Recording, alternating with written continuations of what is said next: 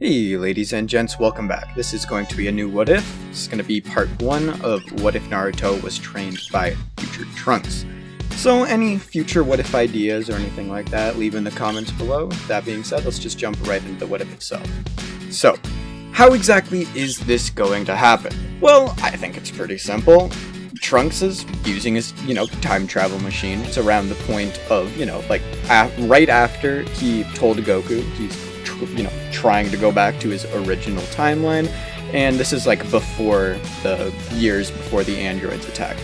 or they've been attacking future timeline already, but this is like in between that time. He's just trying to go back to the future at this point, but something messes up in his time machine and he ends up getting warped into a completely different universe where he goes to the Naruto universe. So this is around the time of the Shippuden break where Naruto is going to be training, and it is at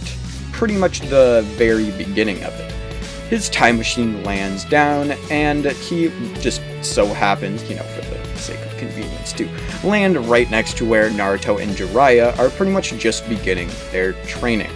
As he lands down there, obviously Jiraiya and Naruto are going to be very suspicious of him, more so Jiraiya because he's a lot older and Naruto doesn't really have any trust issues or anything like that, whereas Jiraiya, not necessarily having trust issues, would know that this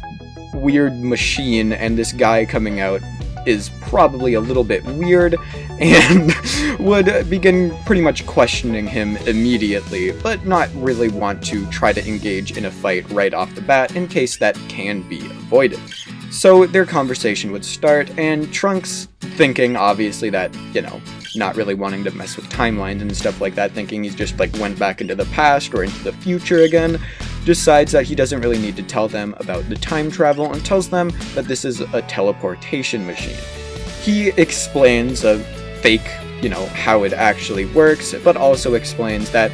because it messed up and teleported him here instead of where his original goal was, that it is actually out of fuel, and, his main goal is obviously going to be in order to refuel it in order to get back to his original and actual timeline. So, with this being said, and the backstory, I guess, a little bit out of the way, and where we are in the story, let's begin with the training and say exactly how it's going to go, along with how exactly it's going to start for Trunks to even be training him, because it's not like that's just going to be his first offer, hey, you want me to train you so you guys can be stronger? Because he doesn't actually think that the androids are going to attack here, because he doesn't recognize anything of what is going on around him. But something interesting happens. He decides to leave for the time being, but spies on Naruto and Jiraiya from the background, and sees the abilities that they actually are displaying, and notices that, because obviously he can sense ki, that they are actually using a completely different form of energy, and that this is something completely different, and he wonders if he would be able to use this in order to try to defeat the androids back home. So that's how this is going to start, or the training sequence is going to start, and he goes out and asks them what exactly it is that they are using, and Jiraiya would explain the properties of chakra and ask, do you not know about chakra? And Trunks would basically just tell him, I do know about it, but our people just call it something completely different, and we have different abilities that we use with it because of, the different way we developed it. Obviously lying, because, Trunks doesn't have chakra, because chakra was, given to all of the humans by, Hagoromo and, all of that kind of stuff. Normally they just had, normal ki and that kind of thing. They just never actually developed or honed that ability. So, with that being said, Trunks would begin explaining to them the properties of ki, and trying to explain it in a way that it would make sense for it to just be chakra, but, trained in a different way, and would explain to them that they can use this different form of chakra for a just massive variety of different, jutsus, as they would call it, and shows them the art of flight. Naruto and Jiraiya are both massively impressed by this, and Jiraiya knows that the only one that he knows that can actually fly is the Tsuchikage, and decides that this could actually be a really good person to have around training Naruto if he has these abilities, because he could give these abilities to Naruto while Jiraiya tries to train him physically. So, these years would end up passing by, with Naruto learning the art of flight, but, obviously he's not going to learn, Super Saiyan. He's not a fucking Saiyan or anything like that, and Trunks doesn't have, Kaioken or anything like that, so none of, actual power-up abilities are going to be accessed here. However, there is one pretty key difference here. Jiraiya and Naruto are both going to be much, much stronger than they were in the original canon at the beginning of Shippuden, and this is just because they're training with Trunks, somebody who can literally destroy,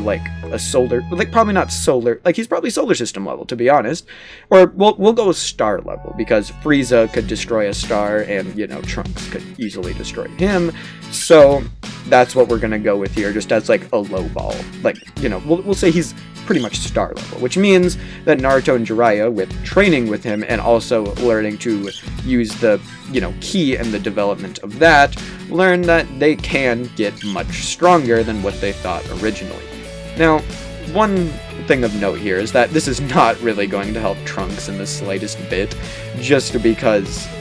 he can't use chakra or anything like that. So he's not going to be able to develop any of those abilities, and because of the fact that Naruto and Jiraiya aren't even that strong, he wouldn't really get that much of a physical boost from it. But what he would learn is the actual, something that he, Vegeta, pretty much everybody didn't learn till way, way later on in the series, which is when you're training, you don't have to,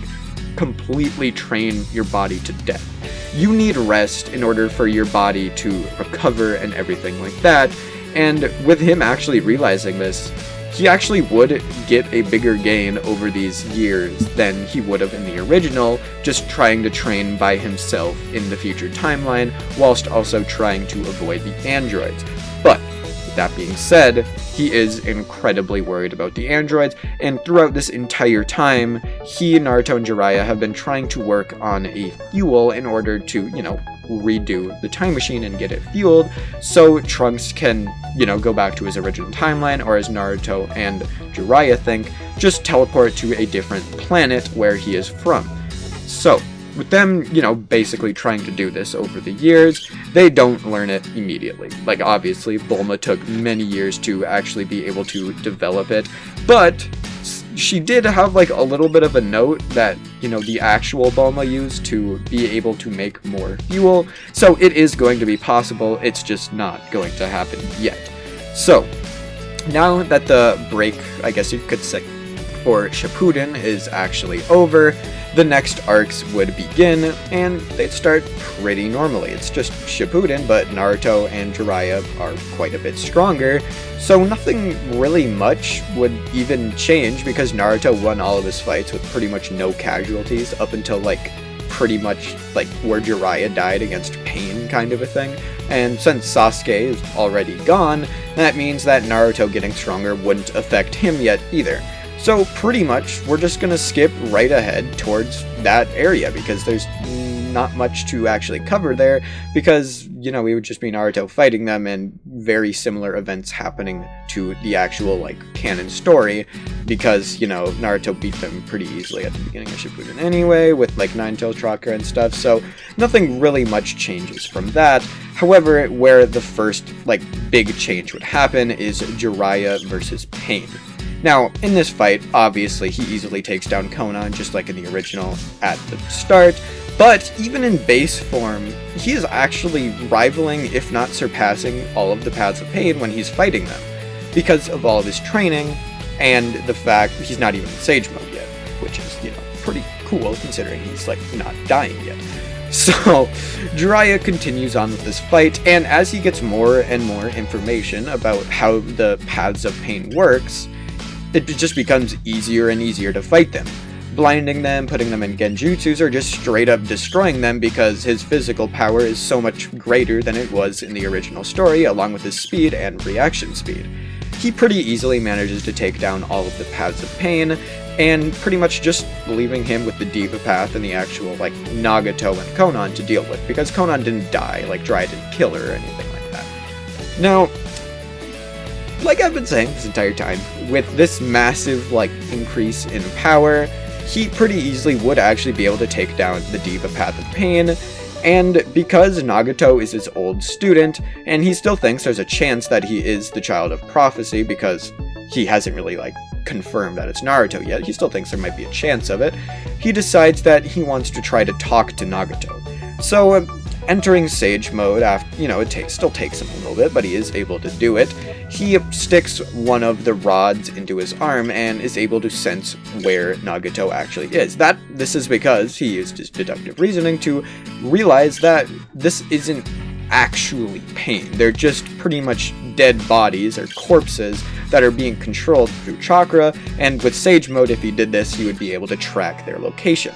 So that's what he does. He arrives at their location and quickly subdues them, because Nagato is pretty much always in, like, a near-death state when he wasn't in Edo Tensei, so it wouldn't really be that hard for him to, like, do that. And he does the same to Konan, and pretty much like what Kakashi tried to do with Sasuke, they pretty much just, like, or Jiraiya would pretty much just talk to them and see if he could get them to change or, not. And he discovers exactly what their plan is after a little bit of conversation, and actually ends up deciding that it's just not worth it at this point. With the plan that they had for world peace, Jiraiya comes to the, like, conclusion that no, he is not the child of prophecy, because that is not the way the, prophecy goes, and that is not the way that the, person of prophecy would actually, like, try to gain world peace. And realizing that the person must be Naruto, since Naruto is actually stronger than him at this point,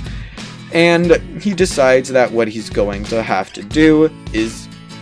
eliminate them. So that's exactly what he does. He gets rid of them and brings the Rinnegan back to the Leaf Village, thinking that, obviously this would be a pretty big asset in help, and giving it to, or like, say Orochimaru or the rest of the Akatsuki members actually got their hands on it, it would be quite bad. He decides to take it back with them. But, bringing up Orochimaru, that actually gives Jiraiya an idea. What if he could get Orochimaru to help Trunks with making this, like, fuel to be able to, use his teleportation machine? He, comes to that conclusion, and at this point, since Jiraiya isn't dead, that means that he can actually try to follow up on that actual thing. But first, he returns back to the Leaf Village using his flight, and brings Tsunade, who is the Hokage still, the actual eyes of the Rinnegan, and explains what happened and what he did and what he learned about the Akatsuki, along with the fact that Nagato wasn't the actual leader of it because of just how much they were opening up to each other. Nagato actually ended up telling him that Madara Uchiha is still alive, because that's who Nagato thinks Obito is. So, with this actually happening, Tsunade decides to let Jiraiya go on his mission, but has him take Naruto with him because of Naruto's massive gain in power, and the fact that it might be a better chance of being able to bring Sasuke back to the village if Naruto is there. So, they go out on their little mission, and at this point it is, like, way past, like, everything that has actually happened, or like, way past, like, when Orochimaru died and everything like that. So they're just seeing if they can find Sasuke, and since, Sasuke defeated Orochimaru, maybe he has some way of, like, bringing him back, or maybe he didn't actually, like, fully kill him, or something of that sort. At this point, Sasuke still hasn't killed Itachi. It is a little bit before that fight, and they are actually able to find Sasuke before that fight happens. Now, with this happening, that means that Orochimaru technically kind of is still, like, alive and stuff like that, because he's just weird like that.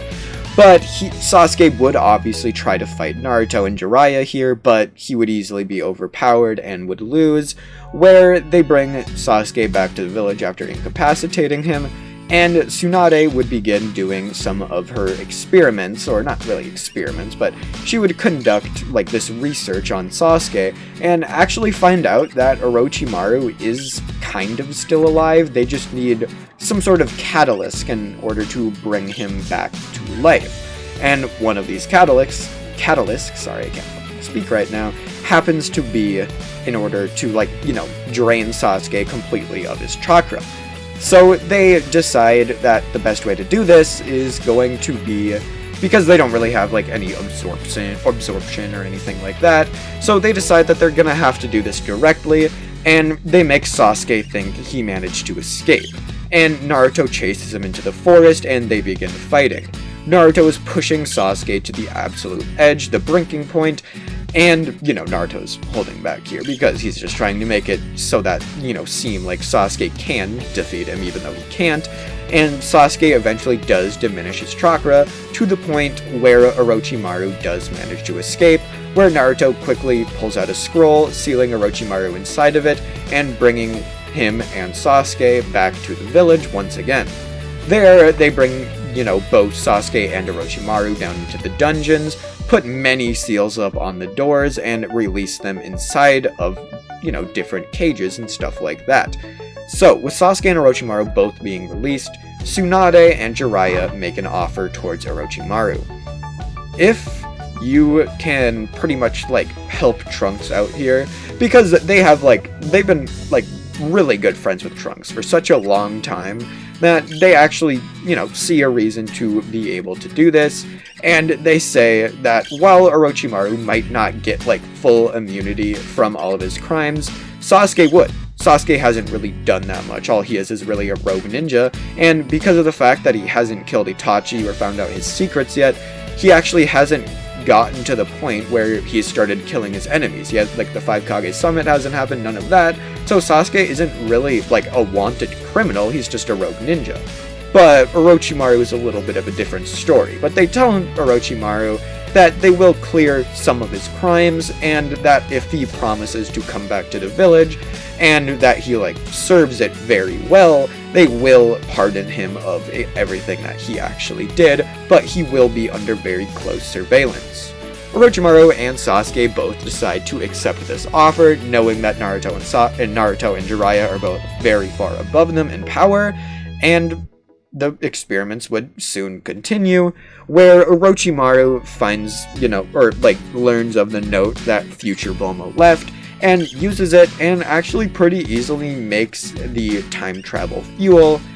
and everybody says that, you know, bye to Trunks, and he ends up leaving, because, you know, he obviously is in a pretty big rush right now. He's been gone for many years, and he doesn't even know what is happening in his timeline, or the present timeline, for even that matter. So, with Trunks having quite a bit of fuel in his, like, time machine at this point, he decides to go to his timeline first to check up on exactly what is happening there, and quickly finds that everything is pretty much just destroyed at this point. It has been many years since he's actually been there, and with him not being there to defend Bulma and everybody like that,